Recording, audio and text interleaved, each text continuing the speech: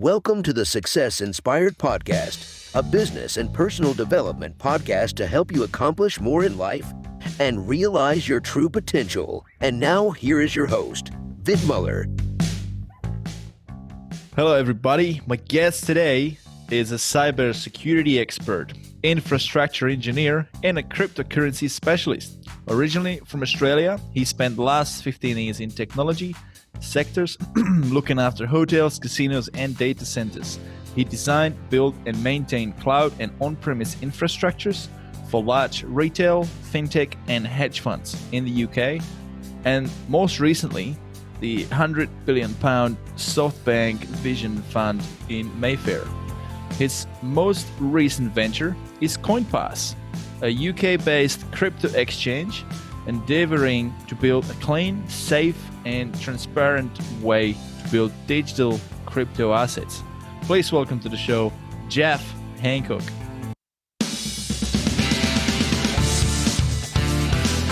Hey Jeff, great to have you here, mate. Great to have you here. All the way from London right now, I believe. Is that where you are? Yep.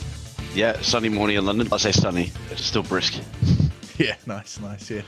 And as I said, at the end of the day, so I'm cracking the beer open and we're going to jump into it and have a good about an hour chat about everything that you do.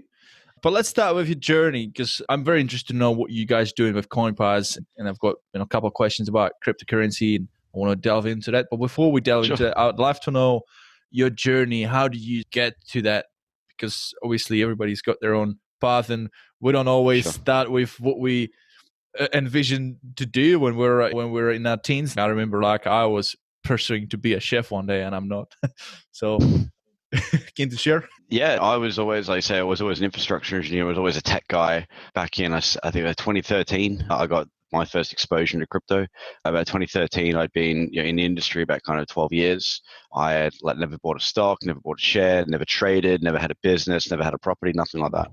And one of our clients came to us and said they've actually been hacked. And they've got this ransom on the screen, and the kind of urgency behind it was they're actually a financial services company, didn't have their data properly backed up, so it was imperative that we get rid of this ransomware and help them pay the ransom, because they didn't really care about the money, they needed the data back and fast. So myself and another engineer, we were thrown in the deep end. We had to learn about this thing called Bitcoin. And it did some forum searching, did some Google searching, found a way for us to procure, I think it was about £15,000 at the time worth of Bitcoin, send the money over to a bank in another country, and they send you back what we thought at the time was just some numbers on a screen. So we started up a virtual machine in a very secure part of our data center because we didn't really know what we were doing.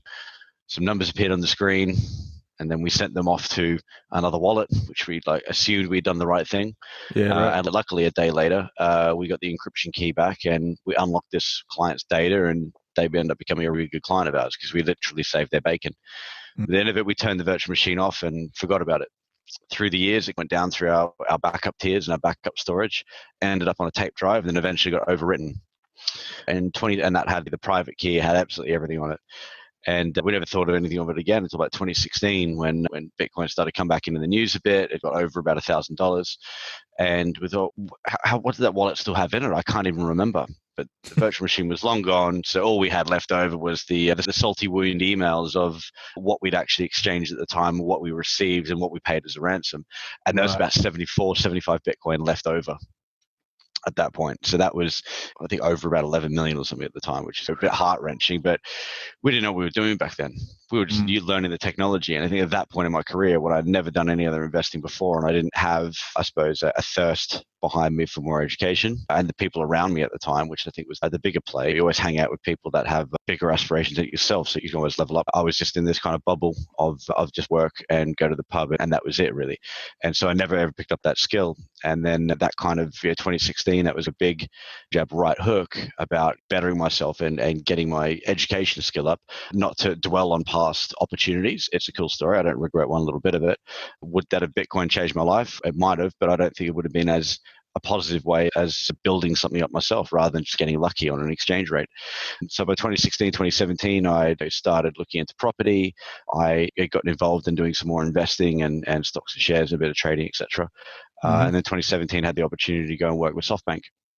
And that kind of massive level up in having my own consultancy business, having a few properties on the side, and becoming what I felt like at the time was a proper entrepreneur by working with really good clients and still keeping a lot of my investment portfolio running at the same time. A friend of mine came to me and said, how do I get involved in crypto? In the UK, I want to buy £10,000. I don't want to use euros. I don't want to use US dollars. And at the time, there was no real thing I could recommend him to get into or to trust. So we ended up starting our own, and that became Coinpass. There you go. Well, and you mentioned you work with SoftBank, and they're actually the giant right now of what they're doing, all the acquisitions, right? Yeah, exactly. So when I was with them, not from the very beginning, but from there, about 15 of us in London when we started. By the time I'd left that business and worked full-time on Coinpass, there's about 150 of us, 160 in London, about 300 in San Carlos in America, about 100 in Japan. So we went through this insanely big growth phase in about a year and a half. And during that year and a half is when I was putting together Coinpass as well. So really long days, lunchtimes, weekends. But at the same time, it didn't really feel like work. So it was awesome. And before you got into cybersecurity altogether and working with tech stuff and IT, what were you up to before? You're from Australia, right? Before IT or tech, it was pulling beers and working in the gaming areas. So I was always in hospitality. Yeah. I didn't get into my first elective in university. I did university part-time for a year to upgrade we have an OP system in Queensland. And so I didn't fit the bill to do IT originally. I had to work my way up. And then I ended up going into TAFE. Because I'd done about 5 years of hospitality at that point, and I was tired of doing the same old thing against the people you're surrounded with. They're kind of your 5 best friends are your net worth, and wanted something more for myself. So I went to TAFE. I did a 2-year course in about 14 months, 13 months. I started with a class of 50, finished down with about 6 of us finishing the course. And then a few months after I finished that course, I got a response to a job ad that I put out with the casino on the Gold Coast, the Conrad Jupiter, as it was called at the time. I think it's called Echo Entertainment now. I still have a lot of really good friends there. And they called me back for an IT role. And I spent about 5 years in my early 20s there, which is awesome. Doing super late nights, working graveyard shifts, early mornings, being responsible for an entire casino site, which was I take a lot of pride in that. And just the way it ran like clockwork, this huge organization of 3,500 people that was organized down to a decimal point.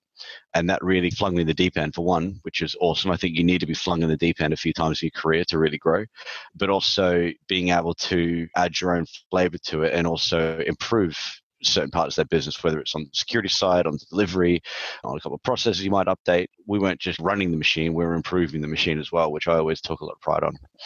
Yeah, and such an early adulthood, that would have been a great learning curve as well at the same time, right? Oh, for sure. The chick that was training me at the time, I got let go on my like 3rd or 4th week. And so they just usually have a 3-month onboarding process, not just with learning everything in the casino from IT tech side, but also you have to get your license with the Australian Federal Police. Yeah. So they had to like speed that process all the way up to get me certified as a like level 5 something security clearance. But it was lots of big numbers, lots of big tech, and 300 or 400 servers that we were looking after and keeping running. And if one of those go down in the middle of the night, there's an Australian dollar sign attached to that. And there's a few times when we had to really think on our feet emergency-wise and keep the place going. Absolutely. It'll be really interesting to see. And this is, you're still talking about a regular currency, real money. It's still... Exactly, yeah. So imagine in the future, and that's question into the crypto stuff, when the casinos will utilize cryptocurrency as a way of trading and will rely on those servers even more. That'll be really interesting to see. I think especially when it talks to crypto, we'll stick to specifically Bitcoin because it is so decentralized out there. It takes a lot of that internal risk in terms of running your own hardware. So right now, I'm sitting in London, you're on the other side of the world. I could send £5 or £10 worth of Bitcoin on the duration of this podcast via just a QR code on our mobile wallets or something like that.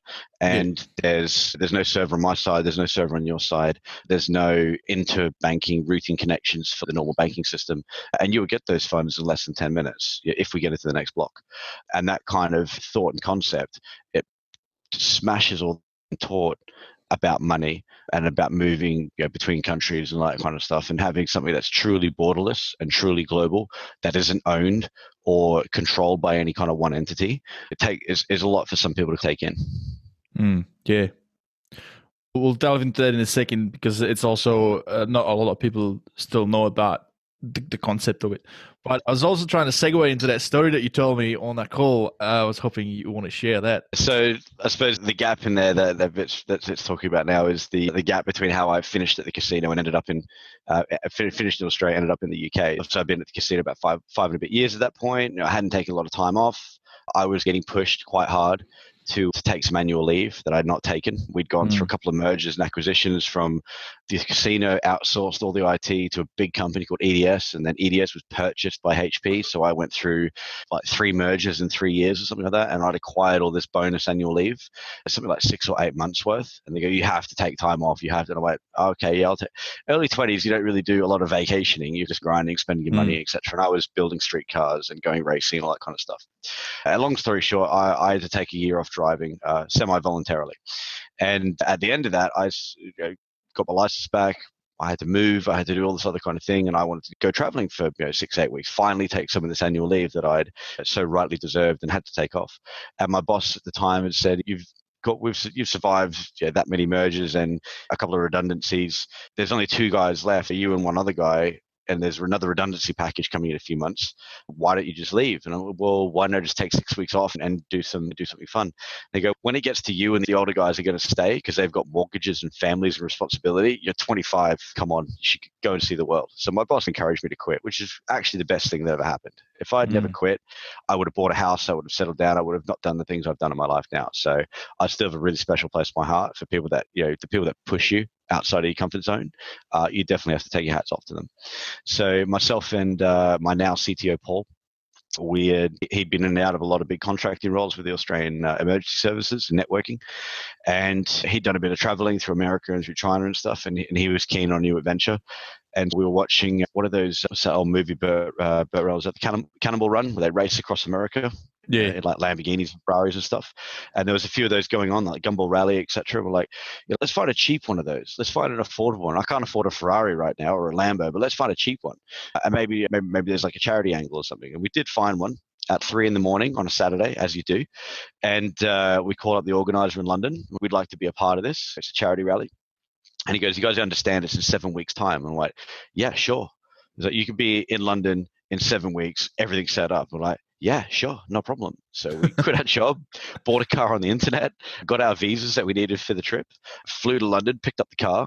It was a tiny little Fiat Bravo, 1.2 litre, which doesn't even sound like it would exist in Australia, but they're very popular in Europe. And within the rules, it couldn't be any older than 10 years, but any bigger than 1.2 liters. So that was the strict rules. And the idea is to take an unsuitable car, an unsuitable amount of distance, and then auction it off for charity. And this particular rally was going from London all the way to Mongolia in 4 weeks. So you were going literally about 1/3 of the way around the planet. And in terms of miles and stuff, like from Australia to London's about 16,000 miles, and we're driving 10,000 miles back in the opposite direction. And then you auction it off because the fuel is quite expensive in that part of the world because of the supply lines, especially Mongolia. There's two highways in, 2 highways out, and 1 train line across the entire country. Stuff like food and water and this kind of stuff is cheap and attainable, but fuels are very expensive. So small cars are worth quite a lot over there. Came to London, picked up all our stuff, picked up the car, painted it up like a Spitfire from like an old UK warplane.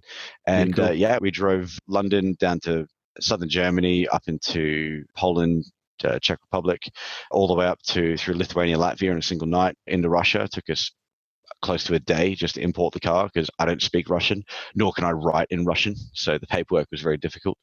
Drove all the way across to Kazakhstan. I spent 5-6 days driving across Kazakhstan up into the Altai Mountains, which is very tough for a small car like that. It's the highest border crossing in the world, way higher than Kosciuszko.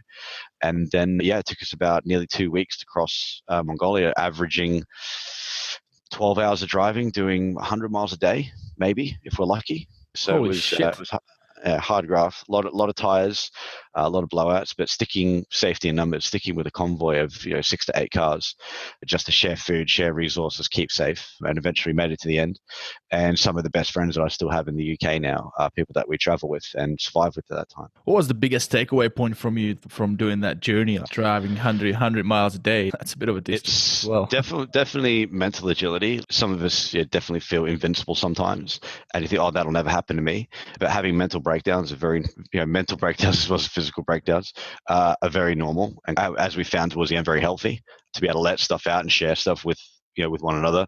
Towards the end, when we had that kind of group of guys and girls that were all traveling together, circling around a campfire at night and just sitting there in silence and enjoying that company was very healthy and very soothing. And I don't think any of those people, if you talk to them now, and none of us would have made it through it without each other.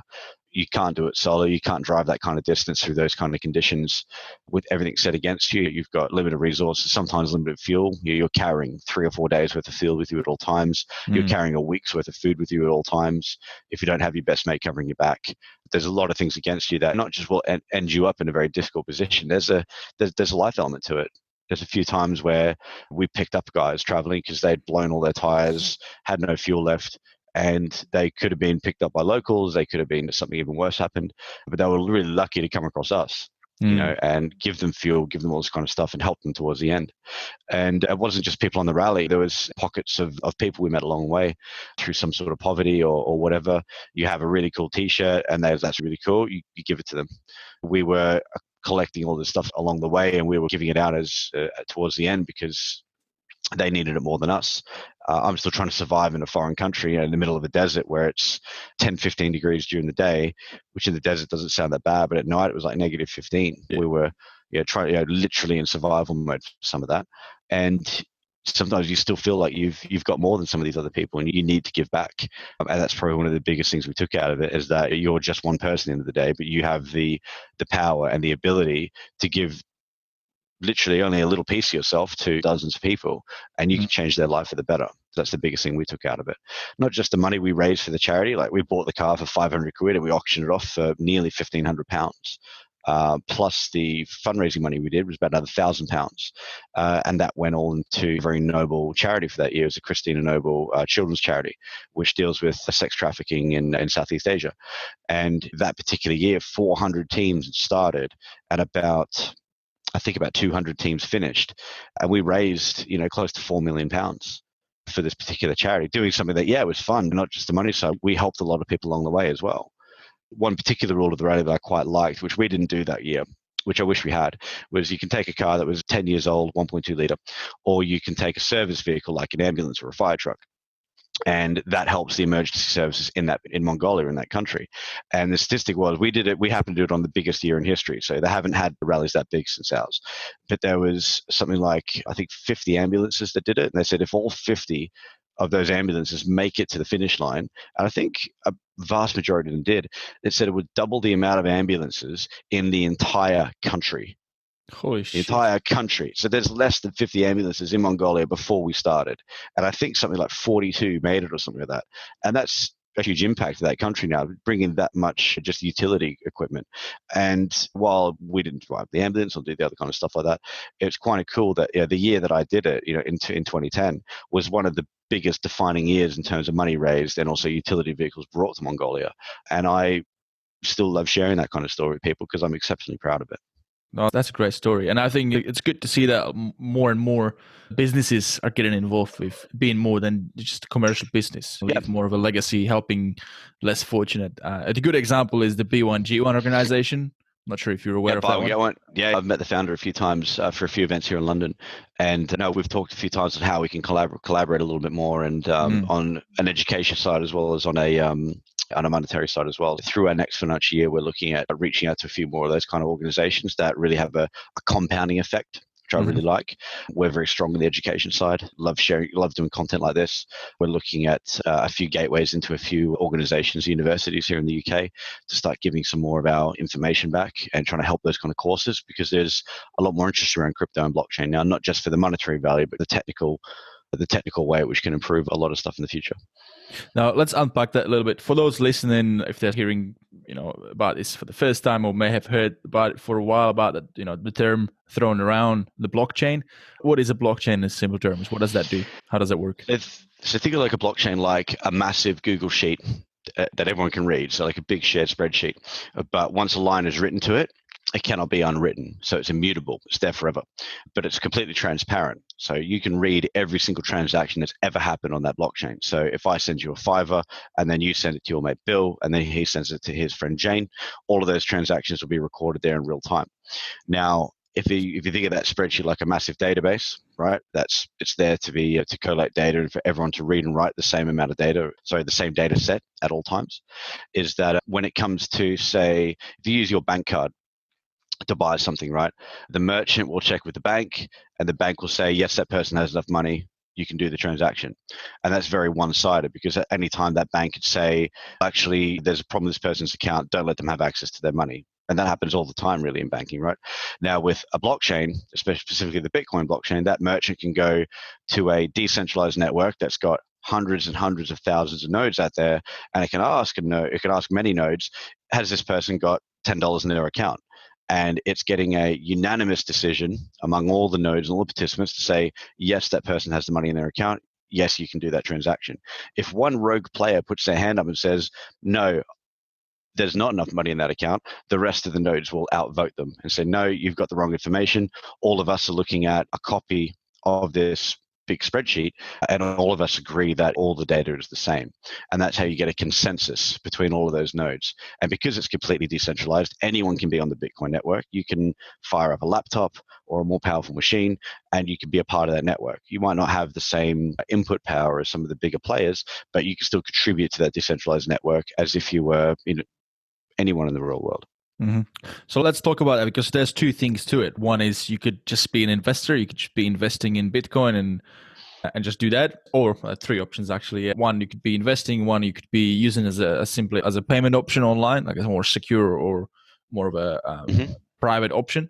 And thirdly, you could be helping support the network by means of what you mentioned, the nodes. And we're talking about the what's it called, the harvesting or mining. Mining. Mining. Yeah. That's right. Yeah. Yep. So exactly. How does that work? So you actually need like a hardware, like a physical, like a power, like a performance from a machine that can process all that computation. Exactly. So this is probably this is the conversation I really like having with people. Like, what's the price of Bitcoin going to do tomorrow? It's a bit of a boring conversation, but there's something in there for everyone. And just like you mentioned, there's three things there. You could be an investor. You could be using it for price speculation, which is what a lot of people do. There's nothing wrong with that. Same with trading and stocks and shares. It's all about price speculation. It just happens that Bitcoin moves more volatile than anyone else, so it actually makes it a really good speculation vehicle for making money. You can obviously invest and take the token into your own custody, which means I can put it into a Bitcoin wallet. I have what's called the private key. So if you think about your debit card again for the second, I don't really care about the number on the front of it. That's used for a lot of different things. It's the three secure digits on the back that make it, that's the secure bit.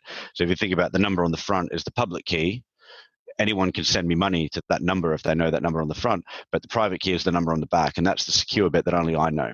That's the bit that controls the funds. So I can take my Bitcoin into a wallet that I control, that's not controlled by a bank, it's not controlled by a government, it's not controlled by anyone else, it's mine. So I can take what's called self-custody of my wealth, which is very powerful when you think about, let's go over to the third world for a second, where people can't get bank accounts because they don't have an address, because they can't prove their identity, because sometimes they're, due to poverty, due to war, due to running around, being a refugee, whatever it is, there's no way for them to, even be able to transact with people, let alone think about wealth. So having a smartphone or even a piece of paper with a wallet on it, people can take and receive transactions from anywhere in the world, from anybody, which is really cool. And then the last bit, actually using it as a payment system. Like I said, during this podcast, we could have sent each other some Bitcoin back and forth, or any other crypto kind of back and forth for that matter, without having to use a bank, without having to use a routing number, just a simple address. And the miners are the ones that are incentivized to move that transactions around, because they'll take a very small transaction fee for moving that transaction. And then the other part of that, which some people always talk about as well, is what's called a mining reward. Right, you're sending crypto around the network. There's transaction fees. It can be a few cents. If it's during a really heavily congested period, it might be like as much as $1, but it's irrelevant of how much you're sending. If I send you a $5 and it costs me 2 cents, then that's great. If I send $100,000 and it costs me $1, then some people are still very happy to do that. There's been some very large transactions in the last couple of weeks where people are waiting for low congestion periods. They're moving hundreds of millions of dollars for $1.50. That's the kind of scalability you get with a system like that. When it comes to the mining part of it, the incentive for the miners to run this really powerful equipment to mine transactions as fast as they can is that built into the source code, there's an additional reward instrument. And what it is, basically kind of like Jeopardy, it gives you the answer first. So whoever can get the calculation to this number first wins the block reward. And the block reward is in every single block every 10 minutes. And so what people do is you have the Bitcoin source code, and at that particular block in time, it's got a difficulty rating, and you've got an answer. And you have to use this mathematical equation to get to this answer as fast as possible.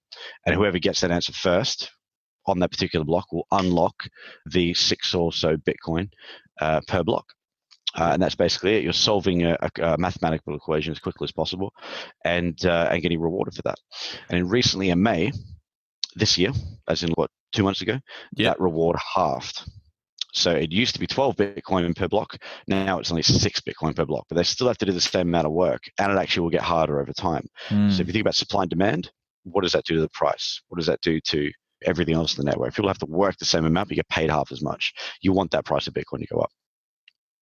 And for those listening, this is not like you're grabbing a pen and paper to quickly calculate some mathematical equation. This is it's funny. You can actually do the math on paper if you want. It will take you kind of about an hour or so. But there's someone, if you go look on YouTube, like doing Bitcoin math by hand, someone actually went and did the algorithm by hand. It took them a while, but you won't be able to do it in 10 minutes.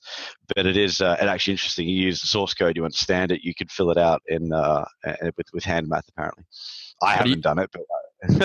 But you're definitely never going to be able to win that because it's you can't compete with computers. And I think the big issue right now, it's also the big farms that they're building. It's already been going on for a few years. You've got China building massive warehouses with incredible computer power. Or I think there's the guy in Iceland. He's done a really clever thing. He's got the warehouse that's obviously using, because there's a lot of heating associated with all the servers. And I think what he's done, he's got solar power, or how does he do it? Hydro or thermal, geothermal or something like that? Yeah, that was something really clever where he was able to had essentially almost like a zero electricity bill to fill the aircon. Gotcha. Yeah. So I think where the biggest ones are centered at the moment. Yeah, there's huge investment going into the mining space, accumulating this finite asset. If you think of something like gold, right? We are constantly pulling gold out of the ground, and we have been for a couple hundred years or so. But we also don't know how much is out there through prospecting or through scanning, etc. We're always going to find new pockets. There's probably stuff that's booked into a pipeline for the next 50 years or so, but we're never going to know exactly how much is out there. Same with oil. We're not going to know exactly how much is out there. It's going to get harder and harder, but we're probably always going to keep finding stuff eventually. With Bitcoin specifically, there's a fixed hard number built into the source code that can never be changed.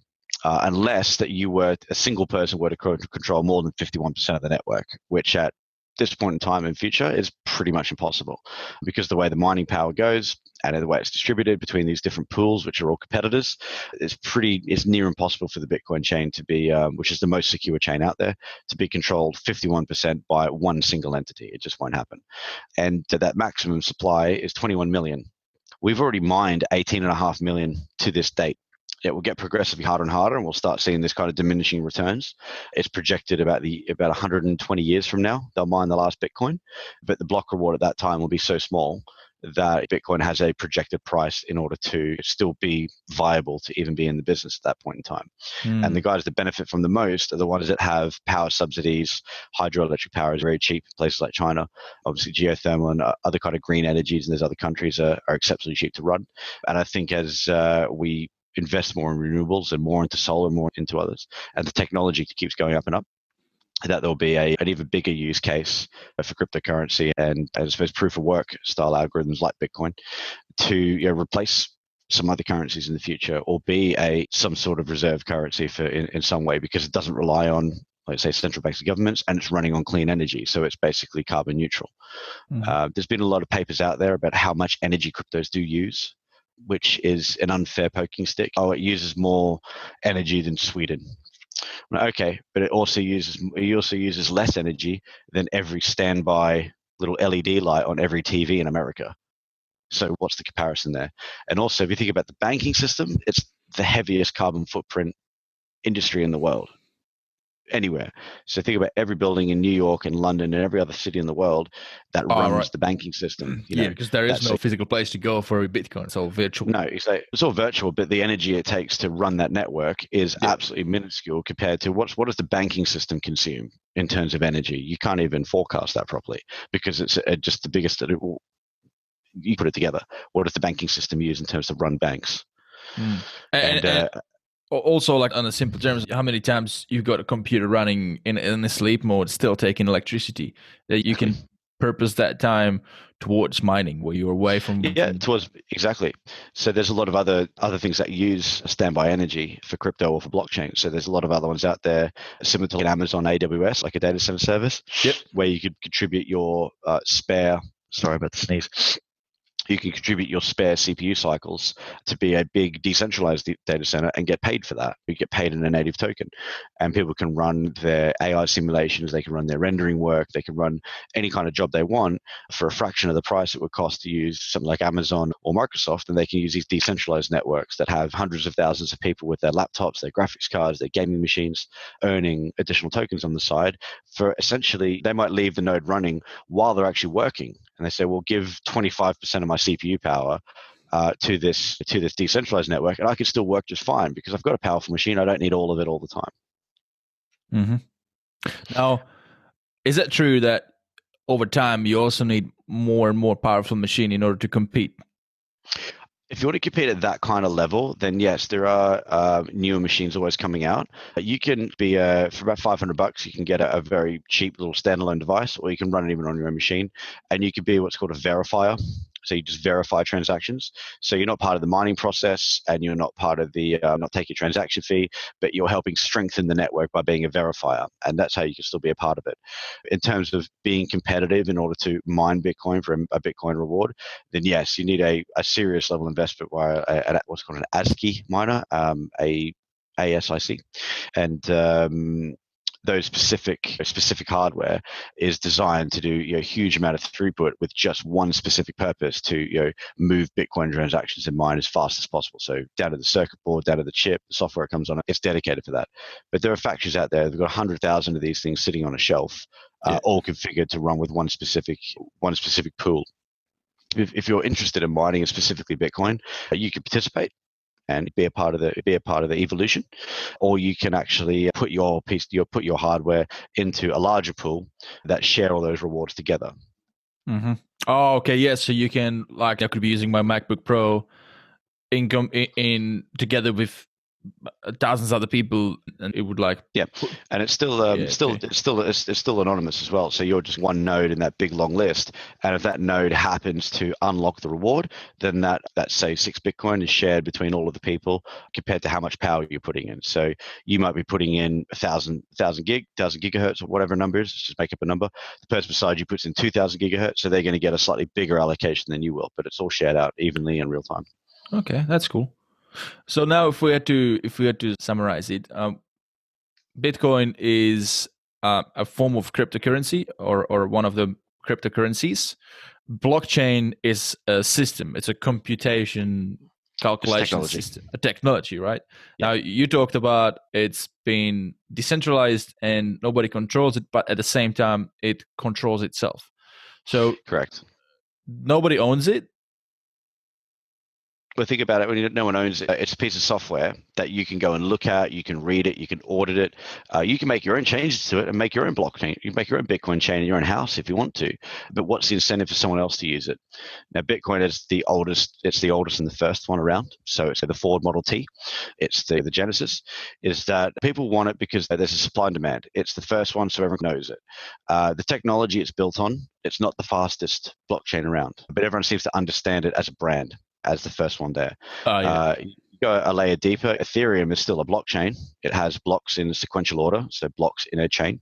That's completely transparent, that you can see the transactions in real time. You can be a part of that network. You can mine Ethereum. You can build stuff on it.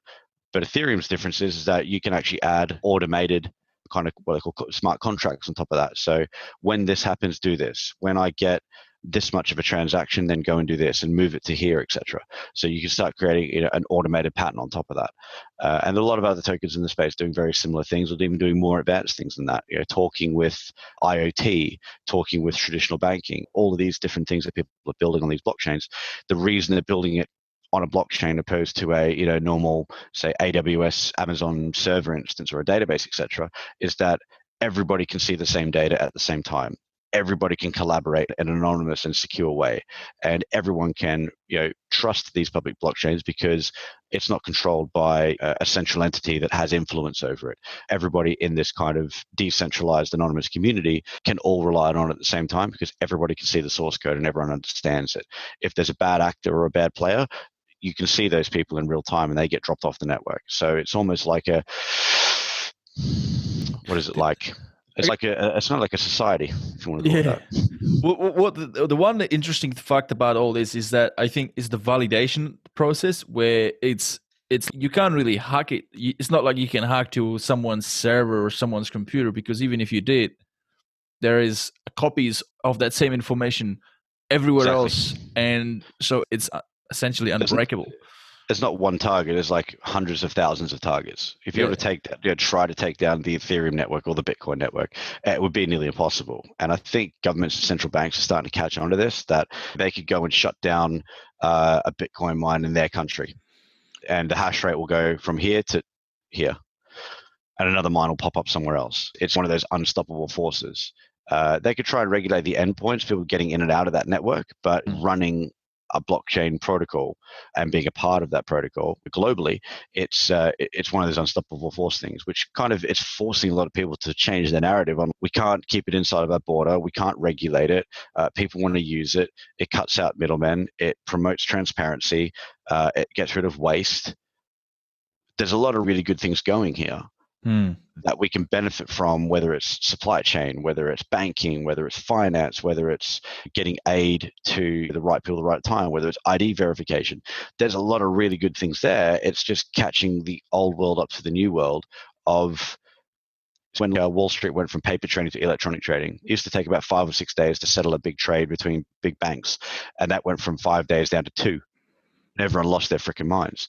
The same thing is going to happen with crypto and blockchain specifically, is that this technology is going to unlock so many possibilities to get rid of middlemen, to get rid of waste, to settle stuff in real time, to be able to see transparent data. And I don't think part of the world is ready for that yet.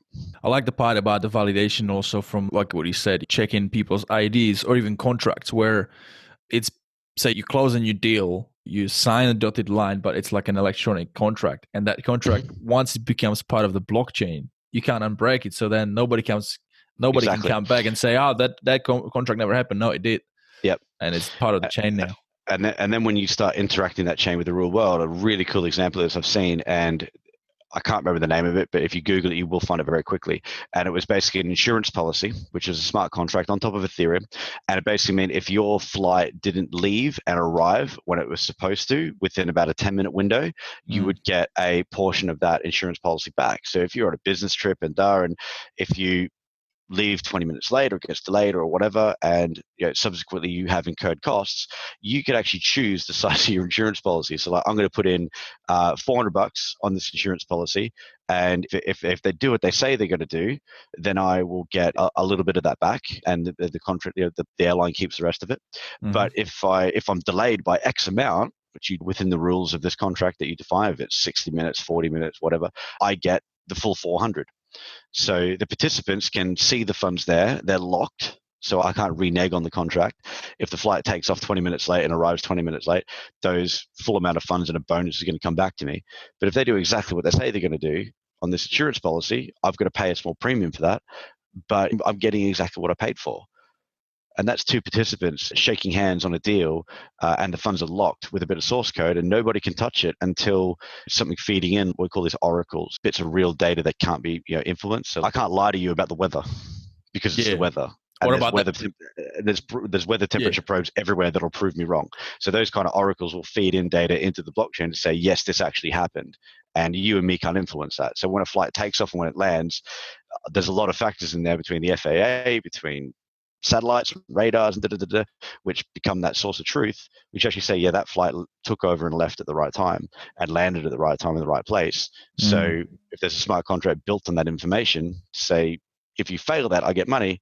And if you don't fail it, I'll pay you a small premium. That sort of layer of it's completely decentralized, but it affects real world stuff. I would take that contract and make sure I arrived on time. Same as getting a delivery of a car, delivery of goods and services.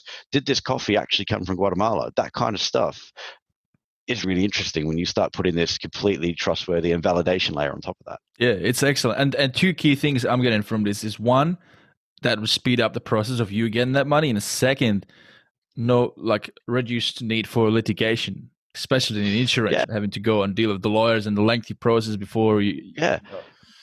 Look at what happened with COVID recently. So when COVID kicked off here in the UK, my mum was actually here with me in the UK before she managed to get back to Australia. But they cancelled a bunch of flights out of Dubai. We were on the phone with Qantas and Qatar Airways and all these people just to try and get her home, because as soon as that lockdown curtain dropped, she was going to be stuck here. Not that I don't like having my mum around, of course. Going through all that process, we booked like close to £4,000 worth of flights in order to try just to get her home. And she's had to go through this huge process the last kind of 2 months to try and claw some of that money back because the flights were cancelled. We couldn't get on them, all of that kind of stuff. I think she's given up on one of them, trying to get the money back because you just can't get anyone on the phone anymore.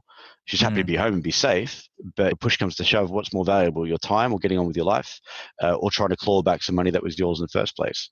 And a lot of these kind of things can be solved with this kind of technology.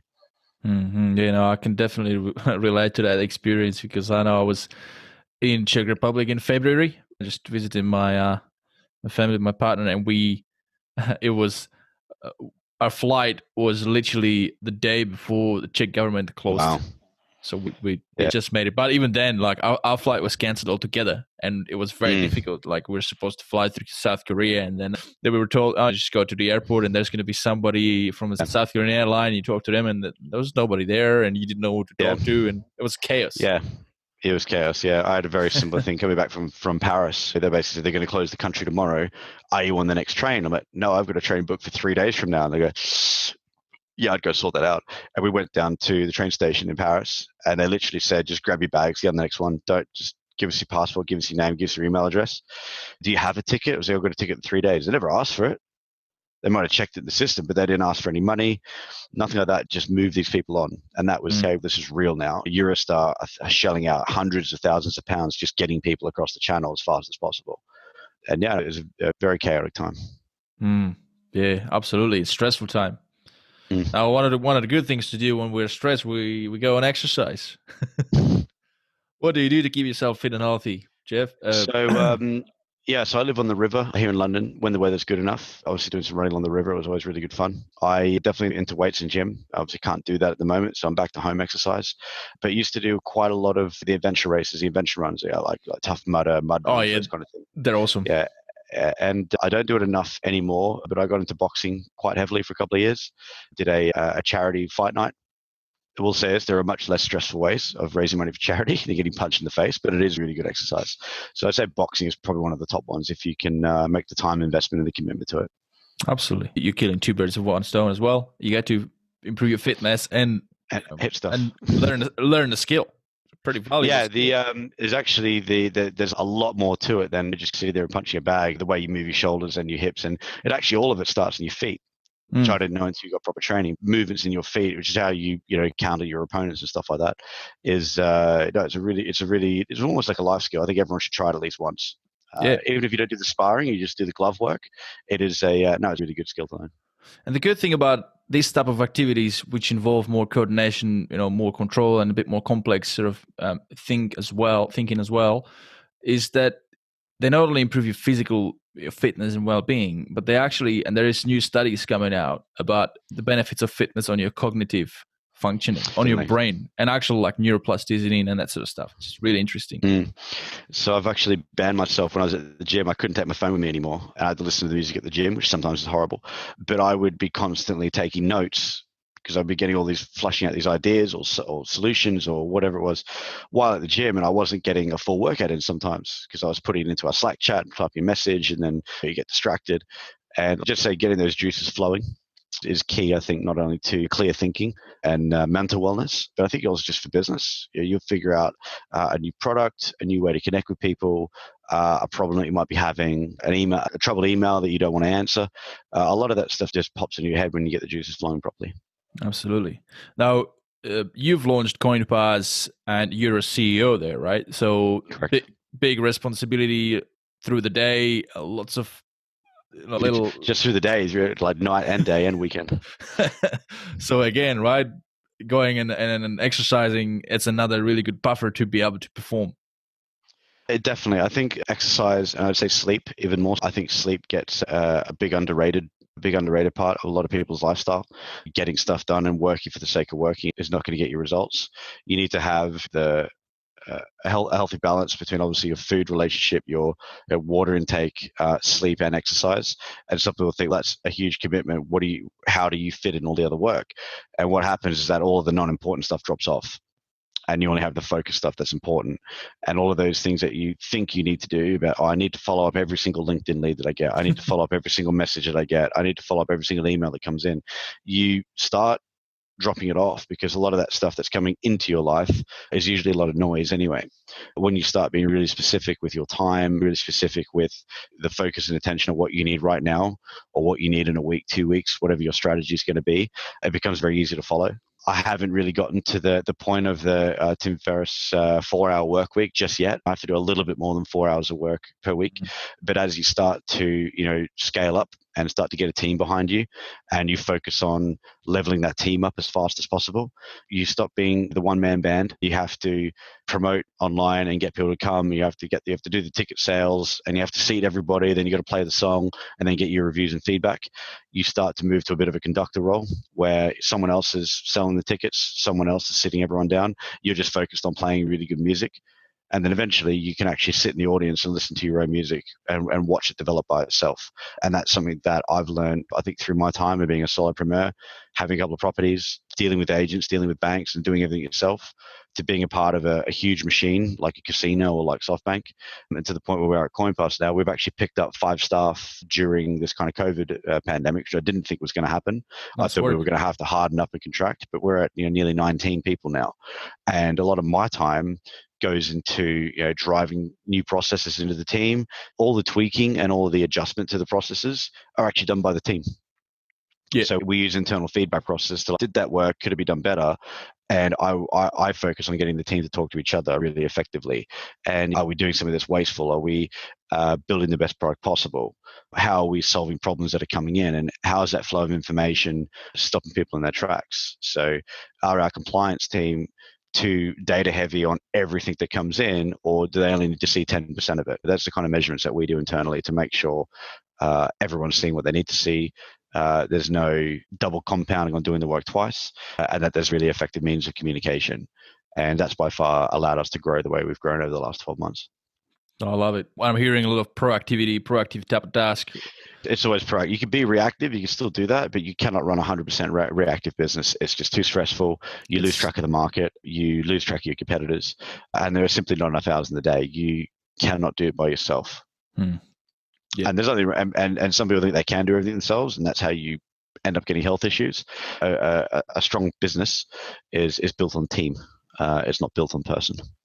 What was your number one platform that you guys use right now? Are you on one of those Monday.com or what do you? Yeah, so we use a few things. We use Asana at the moment. I've looked at Monday.com came along halfway through our kind of journey, so we never moved. So we use Asana for all of our kind of project management stuff and processes and kind of manuals, etc.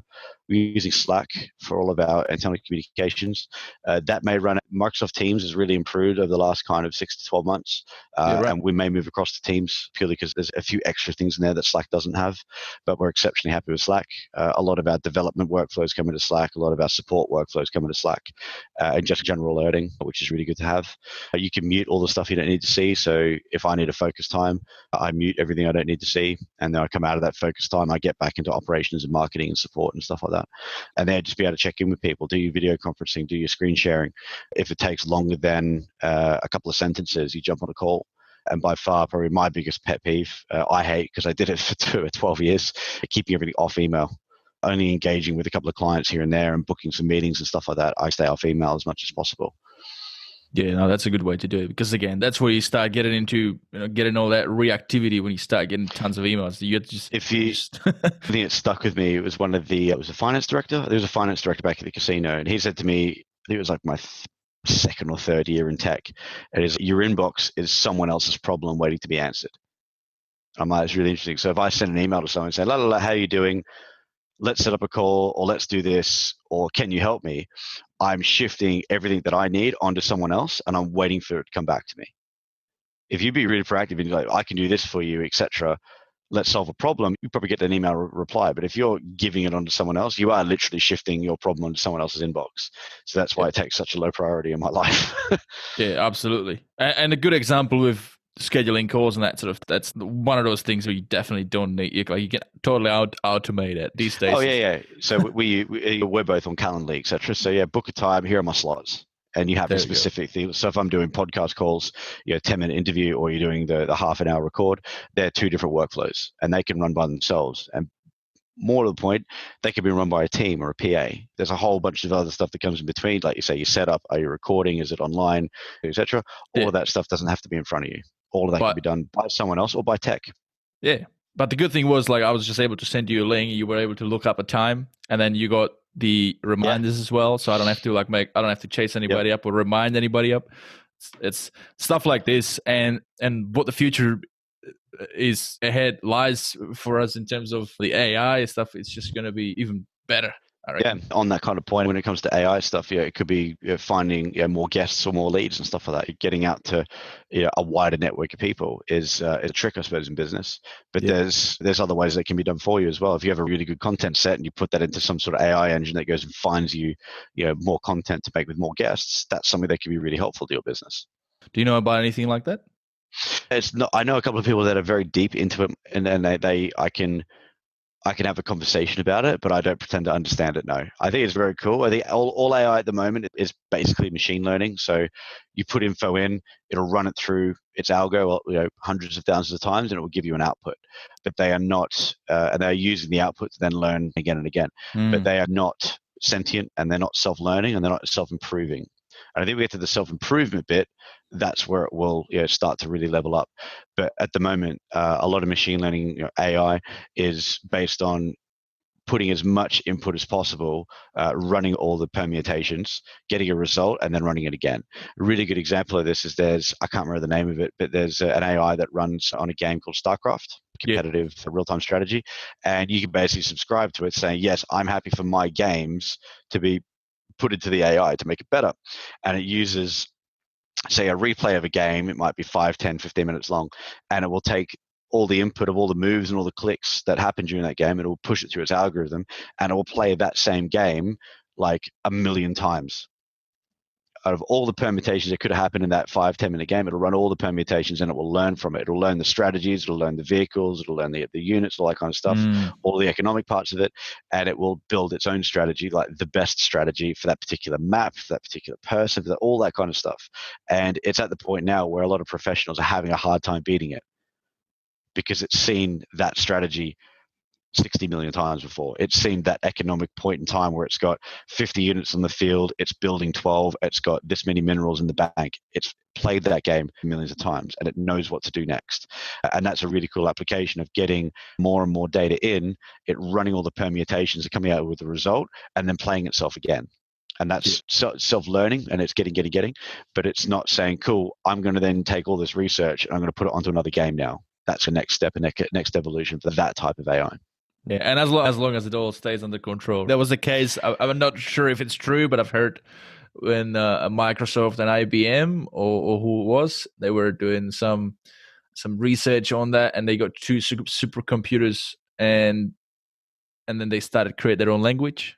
And they had to shut it off. I haven't read. I'll have a look at that after the call. The only one I know that's similar to that was they put a machine learning bot onto Twitter, and it was supposed to take in tweets and develop a personality.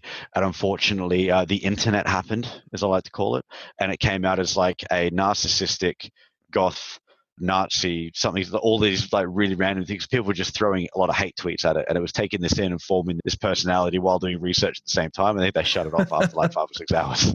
Same as like when someone's, oh, we're going to let the internet name this boat. Well, okay, it's Boaty McBoatface. That's when the internet happens. Yeah.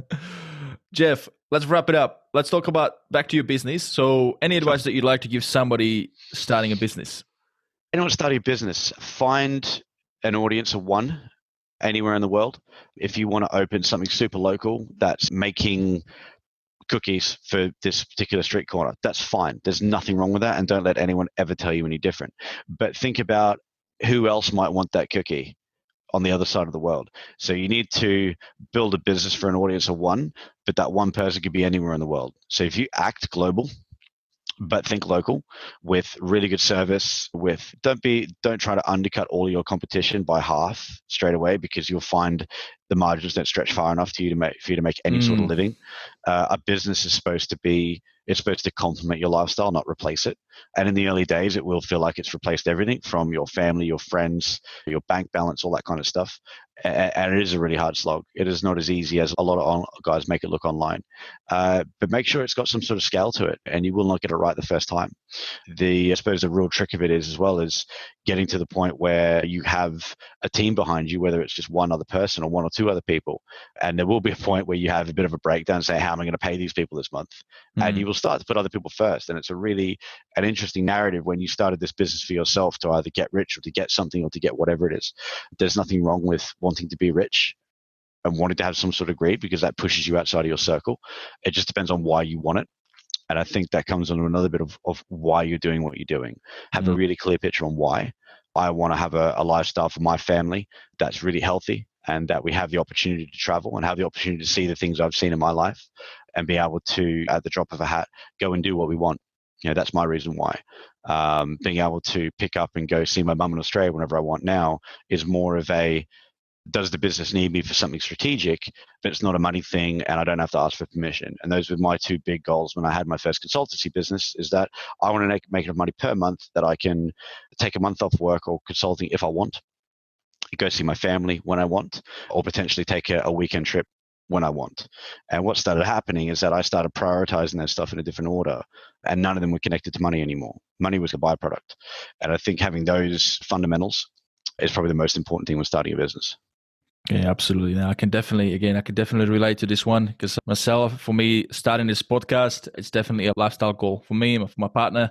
And we got a baby on the way. So definitely same thing. Just be able to make enough money, provide some really good value to people, to listeners on these topics of business and personal development.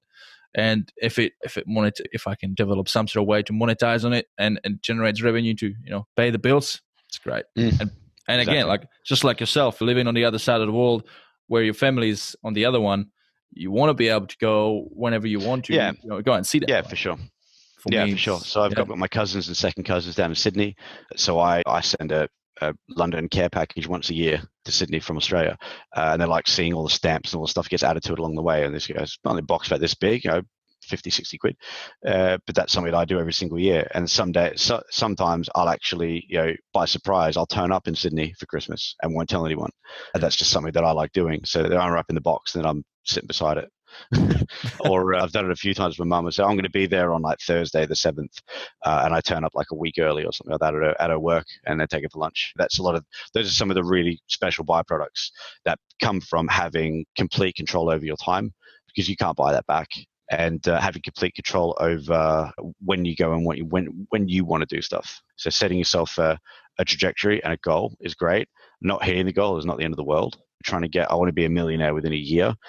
You can have that goal. People have done it. There's nothing wrong with it. You just got to graft exceptionally hard, and you have to get rid of everything in your life that doesn't look like a business. Yeah, and that could be unhealthy in some ways. Setting attainable goals, setting best case. Worst case, you replace your income in 12 months. That's a pretty good worst case scenario. Best case scenario, I could put a deposit on a house where I'm not renting anymore. Cool. That's a very bullish goal, and not a lot of people can do that. Or supreme best case, I go and raise X amount of money, I build a huge team, and I have a global business, and I can exit it in 3 years. Yeah, that's absolutely massive. I've not seen it done in my particular circle. Not to say it can't be done, but yeah, you have to basically chisel everything out of your life that isn't 100% supportive, and you need to make every single right move for a long time to make that work. But if that's your goal, make it your goal. Yeah. Now, in terms of cryptocurrency, what is something that, like, how much can one expect if somebody was to do it through investing in crypto? So I think it depends on a risk. You should never put all of your eggs in one basket, even though talk about all your big Warren Buffett quotes and stuff like that. Someone putting 100% of their net worth into crypto is crazy. I think right now with where the global markets are in terms of what's happening in the US, what's happening in Asia, rampant money printing right now, massive devaluing of fiat currency, that crypto is an interesting hedge to fiat currency, or an interesting hedge to uncertainty. So being able to take self-custody of that Bitcoin or that Ethereum or whatever your chosen one, being able to take that into custody where no one else could touch it, and it's not affected by tomorrow. The Central Bank of England could print another £100 million, further diluting the supply and that buying power. Crypto could still do this, but no one else can affect it but me. So I think if you had a part of your portfolio, whether it's 1%, 2%, 5% in crypto, and you can be emotionally detached from the volatility, then I think not being in crypto is more dangerous than being in crypto, my personal opinion. The way the world will go over time with digital currencies, central bank digital currencies, which are the big kind of craze at the moment, you can't afford to at least be looking at this stuff. Even if you're buy 5 less coffees per month and put $20 into crypto per month and average your way in. Buy the same amount every month, regardless of the price, set it on auto and forget about it. Yeah. And then get that into a wallet and actually learn about what this stuff can do. And if you learn about it now, you'll already be part of the next 1%. There's less than 0.5% of the world's population looking at this stuff right now. Still. It's on the news. Yeah, still. So it's higher in other countries, like you say, Europe and America, etc. It's something like 3% in the UK, about 5% in Europe, somewhere between kind of 4 and 5% in the United States. But globally, across the entire population of the Earth, it's still probably about 0.6%. We get to over 2% global population. That's when I think the next really big run will happen. It'll take time. So if you look at it now, there's still time. It's never too late. Everyone should be looking at their financial wealth just as much as their Friday night plans. And if you spend a couple of hours reading on a weekend, follow a little bit of news here and there, you don't have to know every single little tiny technical piece. You just have to give yourself a little bit of exposure and willing to do something new. One of the good sources to do that might be to jump on your website. You've got a blog there. Sure. So we have Coinpass.com is the main platform. We have our blog, so top right hand corner, look at all the different articles on the menus, etc. So we are based in the UK. We do offer Europe. We are looking to expand globally pretty soon as well. So at the moment, if your listeners are out there, we do pound sterling and euro. Hopefully Aussie dollars in the future as well. But we are doing a lot of stuff on our academy, which is obviously we do practical articles on investing and trading, etc. We do a lot more pieces on industry level pieces. So we talk about regulation, we talk about what else is going on, not really on the political side, more on the economic side, and how that relates to crypto. And kind of, so there's always something new happening every single week. So we try and keep it focused and educational. We don't post news for news sake.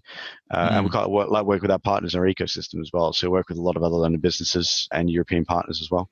And we're always just trying to put really good quality stuff out there to educate people. That's awesome. Jeff, did we work out that deal? What we're going to do for the listeners?